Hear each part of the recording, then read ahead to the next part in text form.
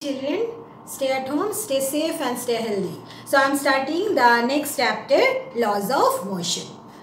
So before that we have to know what is force. Okay, so in junior classes you got the concept already, but I am repeating it again. What is force? Force is the external effect which changes or tends to change, alright, the state of rest or state of uniform motion, or it changes or tends to change the shape and size of a body. That is known as force. Alright. So you see, if I ask you what are the effects of force, in the definition itself the effects are there. Alright.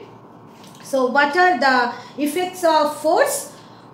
In the definition itself it is there. First is, what is the first, in the definition what I said first, that it changes or tends to change the state of rest or state of uniform motion of a body along a straight line. So you see, what is the first effect of the force? That it changes the state of rest or state of motion of a body. Alright, just try to understand it. Suppose the body is at rest, the ball is at rest. You want to move it. Then what you have to do? You have to push it, isn't it? So that push, when you are pushing, what are you doing? You are exerting force. Clear? Then next one, you want to change the state of motion. Means our ball is in motion. Alright? You want to increase the speed of the ball. Then what you will do? You will push the ball along the direction of motion of the ball. And if you want to decrease the velocity of the ball, then what you will do? Or you want to stop the ball, then what you will do? You will apply the force opposite to the direction of motion of the ball. This everybody knows from your day-to-day life experience only. You know all these things. Alright. So what is the first effect of the force? That it changes the state of rest or state of motion of a body. Then next one. You know that suppose you have taken, I don't have a duster here. Okay. So suppose I want to change, just to consider this one. So I want to change the shape of this box. Alright. So you see, when I am pressing it, the shape is changed. What does it mean? That force can change the shape of the body or size of the body. And we say it as dimension of the body. Dimension means what actually? The length, breadth and height of a body is considered as the dimension. So what is the second effect of force? Force can change the shape or size of the body, or force can change the dimension of the body. So these are two effects of force. You must learn it. Very important point for your board exam. Now, you will see that certain bodies are there. If you apply a force on it, very hard you are applying a force, but you won't be able to change the shape of the body. That kind of bodies are known as rigid bodies. R-I-G-I-D. Rigid body means what? Which is the bodies for which it is very difficult to change the shape of the body. Clear? And non-rigid body, what does it mean? Means easily you can change the shape of the body. Now this is a very, very important question, frequently asked question from this topic, that when force is applied on a rigid body, what will happen? And when force is applied on a non-rigid body, what will happen? Alright, I am repeating, very, very important question for your board exam, frequently asked question this is. Alright, so when force is applied on a rigid body, then what the force can do? Force can change the state of rest or state of motion of a body. And when force is applied on a non-rigid body, then what the force can do? Force can change the size and shape of the body, or force may create a motion, or force may change the state of rest or state of motion. Alright, but for rigid body, remember that force cannot change the shape of the body. Force only can change the state of rest and state of motion of the body. So that's why these are the 2 points, very important. You must note it down. In both the points I have written what force can do. What force cannot do, that I have said verbally, I have not written. So when force acts on a rigid body, then it changes the state of rest or state of motion of the body. But what the force cannot do for a rigid body, force cannot change the shape of the body. So depending on the question asked, you must write down the answer. But this concept, you must note it down clearly in the study material copy and must retain it. And when force acts on a non-rigid body, then what it will do? It changes the size or shape of the body. It may not change the state. It may change the state of rest or state of motion of the body. Alright, but it definitely will change the state, the size and shape of the body or dimension of the body.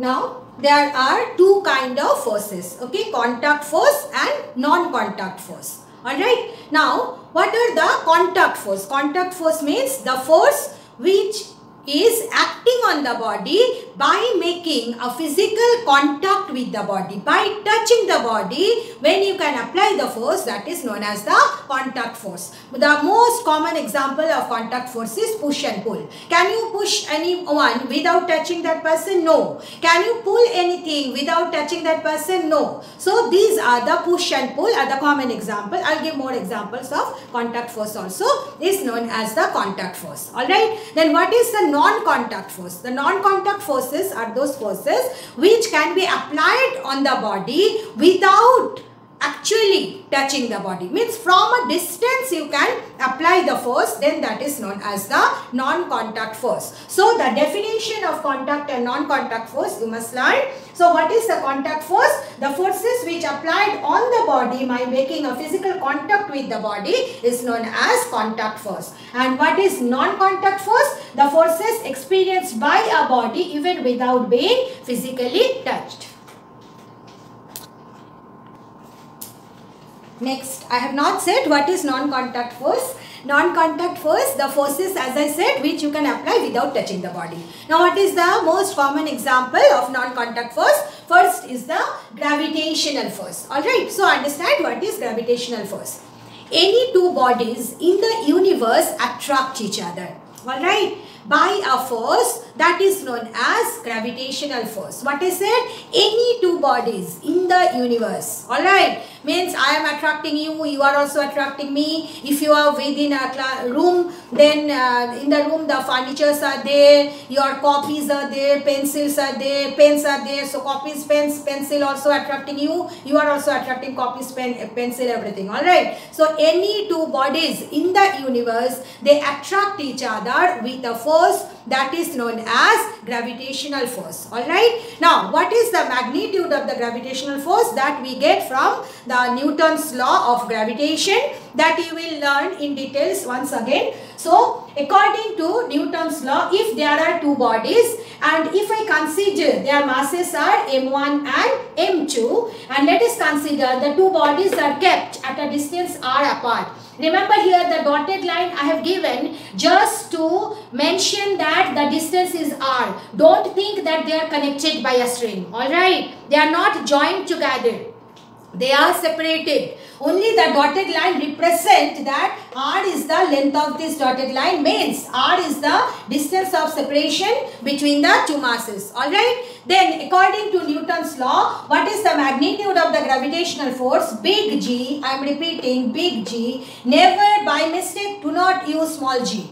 Alright. Small g has a different meaning in physics. So big G into m1 into m2 divided by r square. Alright, so this is the magnitude of the gravitational force according to Newton's law of gravitation. So here m1 and m2, they are the masses of the two bodies, and r is the distance of separation between the two bodies. So here according to this formula, one can write that gravitational force, it is inversely proportional to the square of the distance between the two bodies. Alright, so regarding gravitational force, 2 points you must remember, that gravitational forces are always attractive by nature. What is said at the beginning, that two bodies, they attract each other. Alright, so gravitational force is always attractive by nature.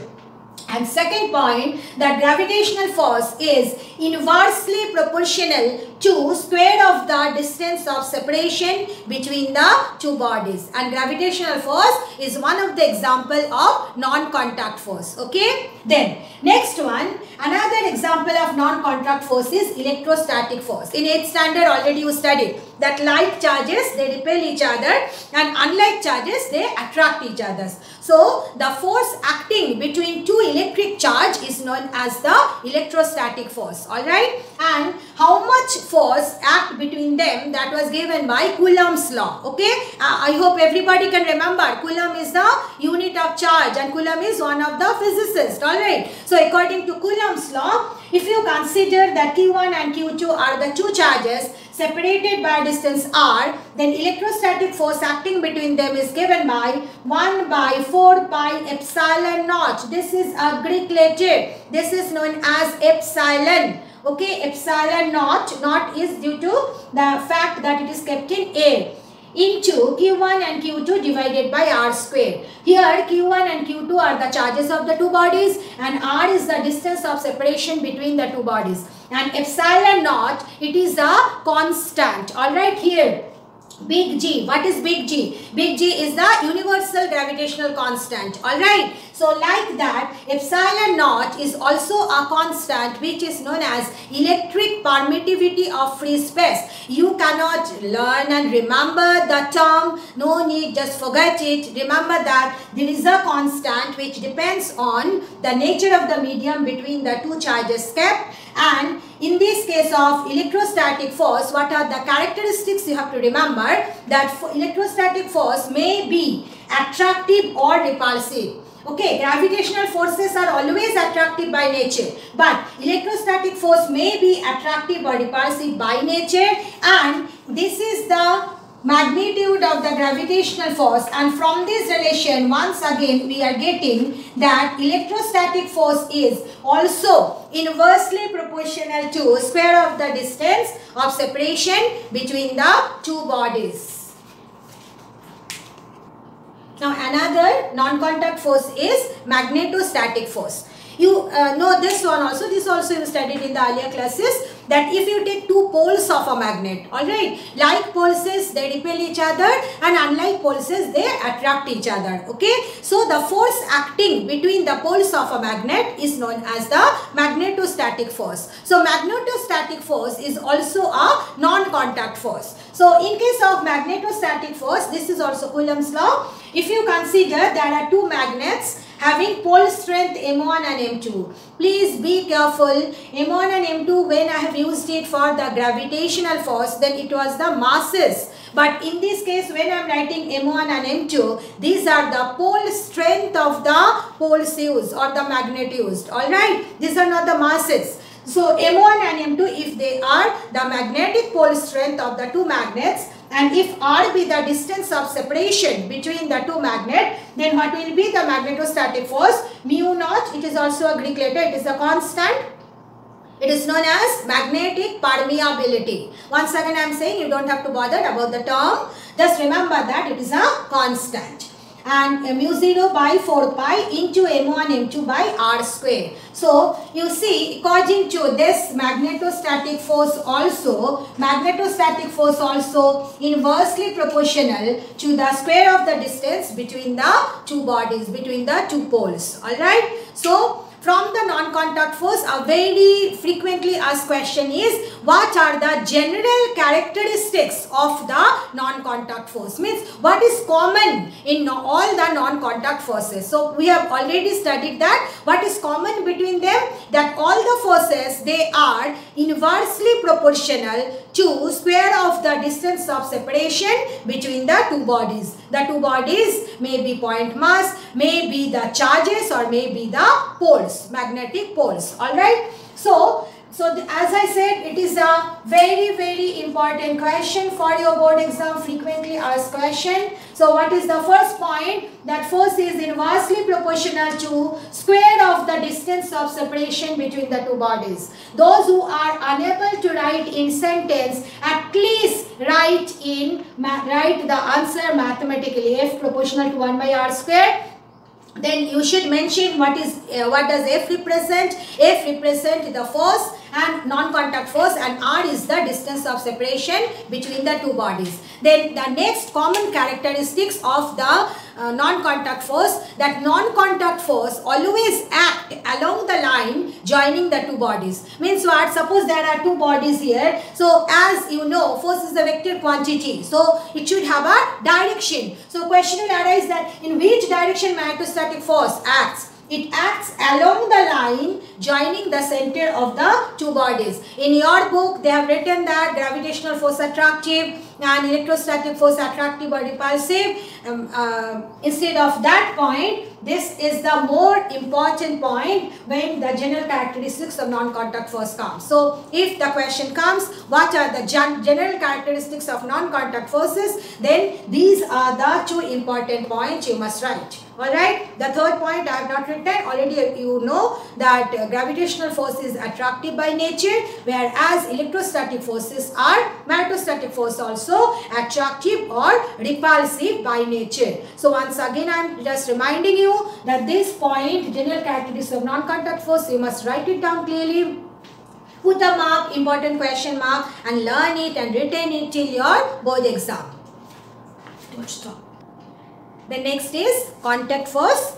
So first example of contact force is normal reaction, and here before discussing all in details, I am just reminding you that these are also very important topic and frequently asked topic. Okay, so you must learn all the topic I am discussing. So first contact force is normal reaction. We denote it by capital R. So what is normal reaction? Suppose you have kept one object on a table, alright. Then the weight of the object acting on the table in the downward direction. So you see I have shown it. This is the center of gravity of the body and weight is acting on down. So it is acting on the table. Clear? So what the table will do? Table will apply a reaction force on the body in the vertically upward direction. Alright, that's why the name is normal reaction. Why normal? Because it acts vertically upward on the body, opposite to the weight of the body. Why reaction? Because this is the reaction force applied by the table on the object. Alright. So, what is normal reaction? When you keep an object on a body, then on a table, then weight of the object acting on the table. So, the table will apply a reaction perpendicularly, vertically upward on the body, which is called normal reaction. So, how the question comes? That this diagram will be given to you. You have to mark in the diagram what is the direction of the normal reaction. One kind of probable question. Another kind of question is that this arrows will be given and it will be asked that you identify the force. Then what you have to do? Then you have to identify that this upward force is the normal reaction and downward force is the weight. And remember that as the object at the body is not moving, so weight and the normal reaction, they are always equal to each other. Alright, so regarding normal reaction, this diagram is very important. Along with this relation, you must remember it and learn it. Then, next contact force is known as tension. So, what is tension? Understand it? Not the mental tension. So, suppose you are suspending a body by a thread. Alright, this is a body, this is a thread, you are suspending it. Then what will happen? The weight of the body will pull the string in the downward direction. So, the string will pull the body in the upward direction. Alright. So, and it will act along the string in the upward direction. It will act towards the point of suspension. So, this force is the tension. So, this diagram also very important for your board exam. And here the question may come that identify the force, then arrow will be given, you have to identify the force, then you have to identify it as the tension, this is the weight of the body. Sometimes it comes that you draw in the diagram given, copy the diagram, means thus this is the way the diagram, this is the way the diagram, just wait. The diagram is given. And what you have to do, you have to mark in the diagram the tension and weight. Then, this is the way you will mark that at the center of the body, weight is acting down. Along the thread, tension is acting up. Sometimes, children, they do like this. They like write tension like this. Don't do it. This is wrong. Okay, so you must draw the tension along the string towards the point of suspension. Okay, then next one. Next contact force is known as the frictional force. What is frictional force? Suppose you have kept one body on a surface and you are pulling the body, and the body, or you can say the body is moving under the action of the force on the surface. Then what will happen? Along the tangent drawn to the surface of contact, a force will act opposite to the direction of motion of the body. That is known as the frictional force. So look at the diagram here. You are pulling the body along this direction. So the body is moving or tends to move on the surface. Then just look at the diagram. This small if I have written, this is the frictional force. How I have drawn it? This is opposite to the direction of motion. The body is moving in this direction. So frictional force is acting along this direction. Now you see where I have given the arrow along this line. I could have given it here but not given. What does it mean? That frictional force act along the tangent. What is the surface of contact? This is one surface, this is another surface. So this is the surface of contact. Okay. So you draw a tangent to the surface of contact. Along that tangent, frictional force acts. Alright. So regarding frictional force, this diagram you must learn. Then the 3 points regarding frictional force you have to learn and remember, understand first. What is that? Frictional force acts along the tangent drawn to the surface of contact. Alright. First point. Second point, frictional force always act opposite to the direction of motion. Alright. Third point, as there is no space here, I have written it here, that frictional force is directly proportional to the normal reaction. Here you see, if you keep the object here, the body is on this surface. So on the body, normal reaction will act in the upward direction, weight is acting in the downward direction. Okay. So frictional force, it is directly proportional to the normal reaction. Alright. So frictional force is equal to some constant into normal reaction. This constant is written by mu and it is known as coefficient of friction. Alright, this coefficient of friction, it depends on the nature of the surface and it depends on certain factors. You don't have to remember that. Just simply remember that frictional force is directly proportional to normal reaction. So these are the 3 characteristics of frictional force that you have to learn. And another point you have to learn regarding the frictional force is the diagram. For all the contact forces, the diagrams I have drawn, you must learn it. Next contact force is force exerted by a spring. This is also important exam wise. Now, suppose there is a spring and the body is connected to the spring. Now, if you pull the spring in this direction, then suppose I am just drawing it, this by dotted line. Suppose the body has come here and then you release it. Okay, means you have taken the body from the position A to B and then you release it. You have extended the spring. Alright. Then what you will observe that the spring will try to contract, try to regain the original configuration, original shape, and the body will move in this direction. Alright. So this force exerted by the spring on the body, okay, is known as the restoring force. It is trying to restore its original position, original configuration. So that's why it is known as the restoring force. Alright. Now this restoring force, it is given by this formula minus K into X. Alright. This X is the displacement of the body and minus sign indicates that restoring force always act opposite to the displacement of the body. This is a very important fact and mostly the question come on this fact. Alright. So this restoring force is given by this relation minus K into X. K is known as the spring constant. Alright, or force constant also you can say. There are 2 names, spring constant or force constant, and negative sign indicates what? That friction, again I am saying frictional force. It is restoring force is opposite to the displacement. So generally how you will get the question? I am just drawing the diagram here. Suppose it is given that the body is placed Just I am giving the example. The body is placed along this direction and then released. Means X is along this direction. Now you have to mark in the diagram what is the direction of the force. You have understood what I am saying? How the question comes? So if X is in this direction, in which direction restoring force will act? Opposite to X. Minus sign indicate that. Alright. So if the question is given like this, X is in this direction.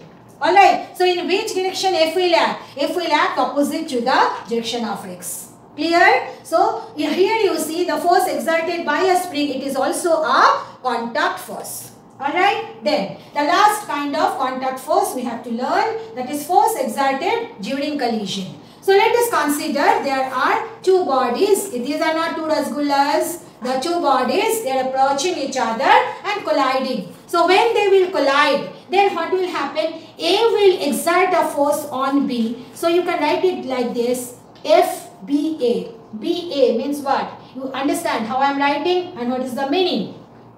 This is B and this is A. Force on B exerted by A. I hope you have understood what is FBA. So you see what will be, how to write force on A exerted by B. It will be FAB. So you see what is the direction of force on A and what is the direction of force on B. Clear? I am writing it here. FBA is force on B exerted by A.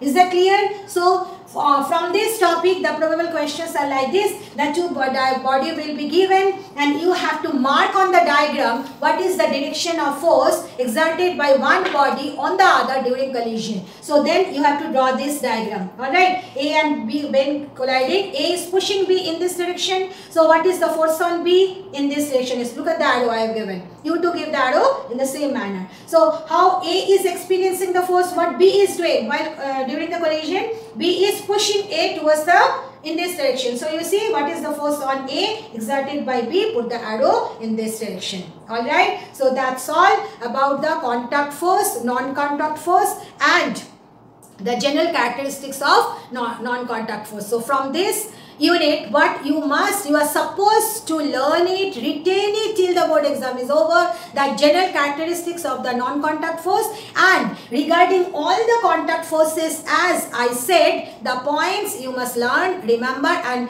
definitely you must note it down in the study material notebook. Thank you girls.